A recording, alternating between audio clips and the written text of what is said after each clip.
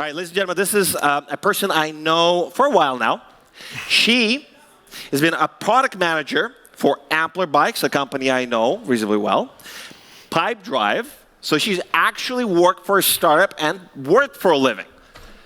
Then she joined a couple of, well, moderately crazy founders who made their money for Pipe Drive and started betting on early stage deals. This is Honey Badger Capital.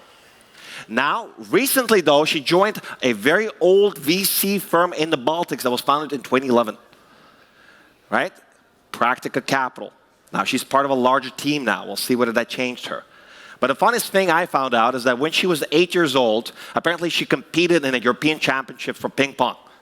And she took second prize. Is that the same as table tennis? I don't know, man. No. It's a good name. Grilling Ping pong. I like What that. is this? Technical name, ping pong. Yes. I see. You can see he's a lawyer. Stickler for detail, huh? All right, so second prize European, but if you challenge her right now, it will be an opportunity to learn. She says she's not that good anymore, but let's see. Please welcome on stage a very warm hand of applause for Helery from Practica Capital. Please. Clicker. Clicker, clicker, clicker. All right, you will have to do without a clicker. You stand here, please, please. Tech crew, clicker. You almost told my entire story, Gleb. I almost did. You got nothing left. Listen, it's a great opportunity. You get what most founders get, and that is technical challenges. You will have to tell your story without a clicker, ladies and gentlemen. Chris probably ran off with it. I think, yes. Yeah. But where do I click then? We don't know. You do it in the air, like. All right. So you will have to do. That's the MVP. There we go. If they run in and give you a clicker, we can go there.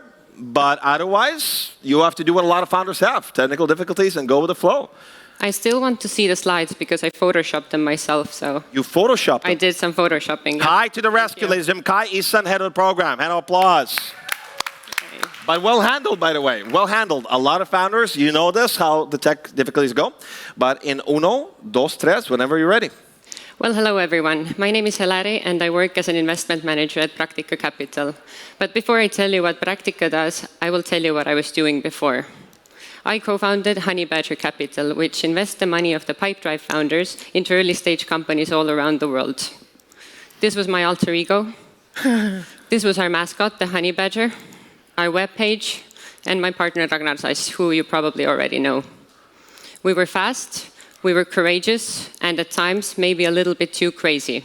So considering all of this, why would I join a team that looks like that? And this is where I photoshopped the Patagonia vest for some extra effect. It's beautiful.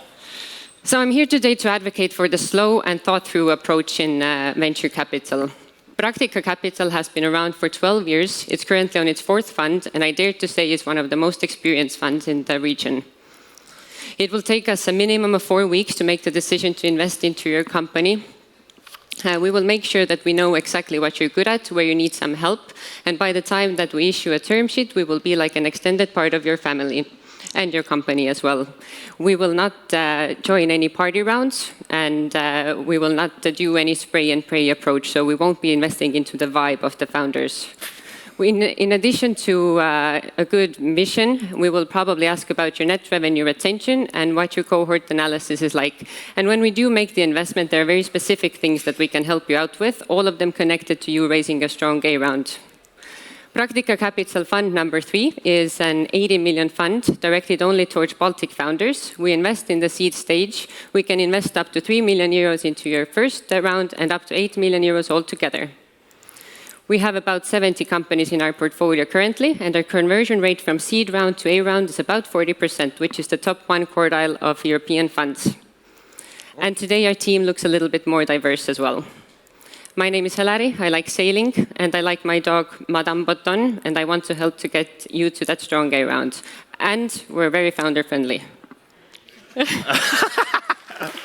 Please. Ladies and gentlemen, you already know this. That was around 2:10, so you're more or less on time. 2:10, okay. 2:10 or so. I got to keep track of time. I have a little thing here.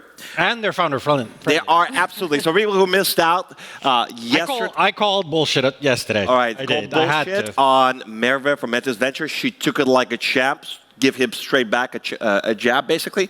But you've been in the audience, I guess, that day. Listen, I know Practica for a long time. You've been around 70 investments, if I got this right. But you came from a completely different culture, Honey Badger.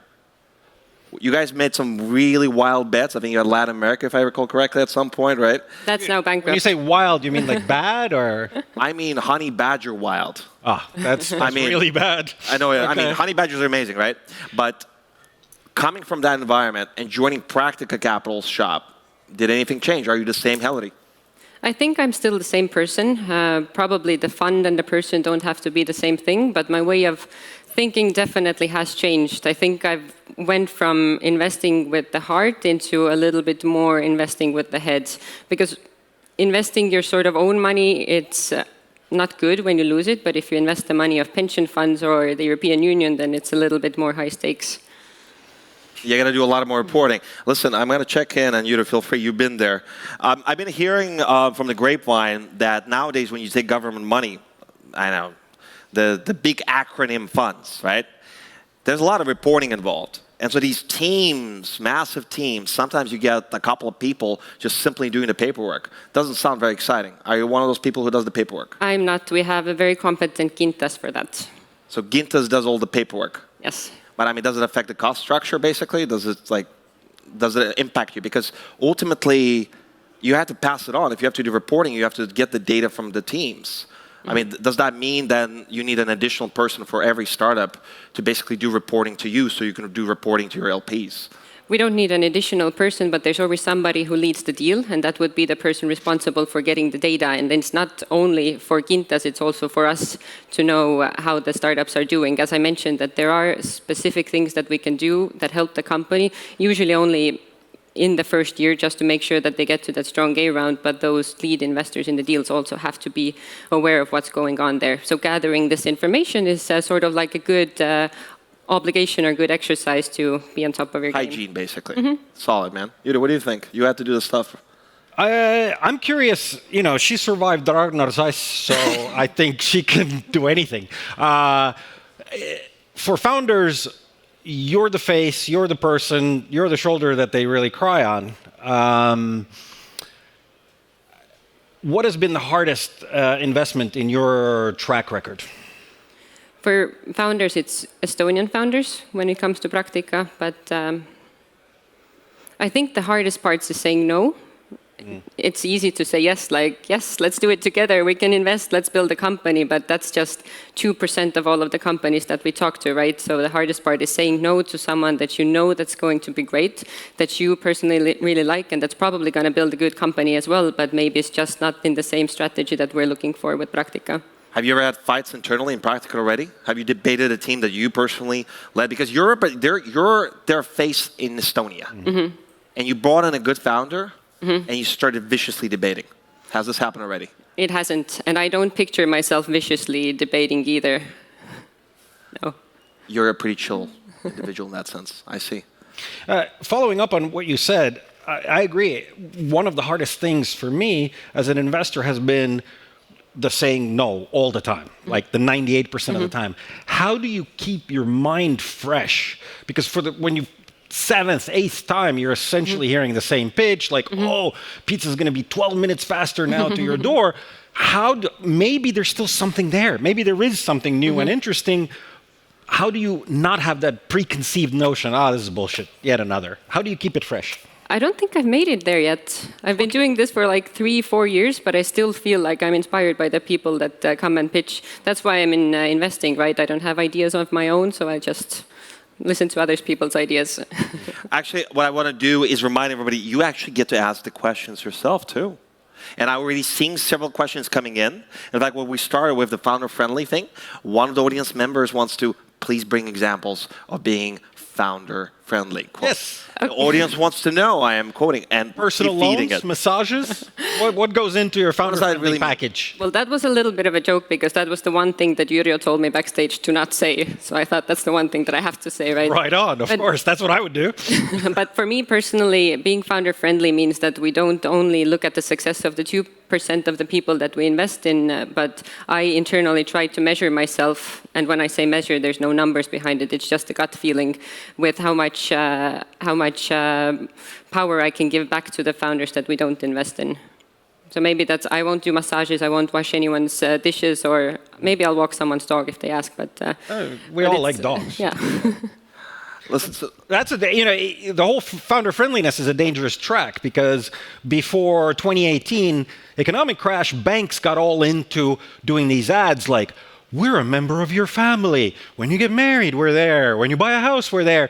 And so when people couldn't pay the loans, 2019, they're like, hey, but you're a family, right? Come on, you can give me an extra 6 months to pay. And the banks were like, we're not that kind of family. It's difficult to be friendly with every team because there's tough choices. What do you do when things go wrong, when it looks like, hey, these guys aren't going to raise another round? How do you stay friendly then? I think being honest is the friendliest thing you can do at that point. I'm not going to say that we're going to support everyone until the end. As I said, we have more than 70 companies in the portfolio, so it's just not physically possible to be there 100% for all of them and get them out of the difficulty. So we will be there for as long as it makes sense for us. And if we see that everything is already disappearing, then we will focus our attention on the ones that are doing better. I don't know if I hope our partners back at home are not cringing in Lithuania, but I think that's the truth. We have a few questions from the audience. This stuff, guys, very good. You're already contributing. Keep evaluating.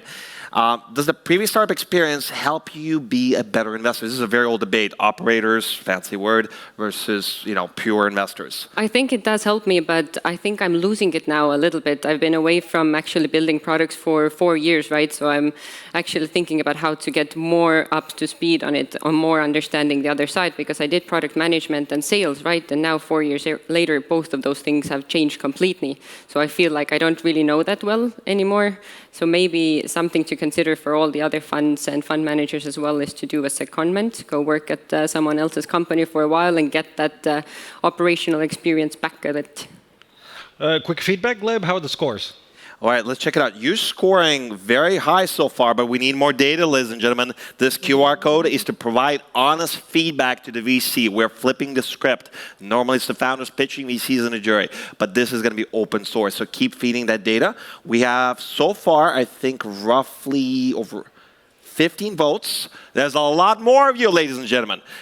Go to this link. Please evaluate the investor, Helery, and keep feeding that data. But so far, what I'm seeing, we get 9s, we got 10s, we got 8s. 10s? We might have one of the winners of today.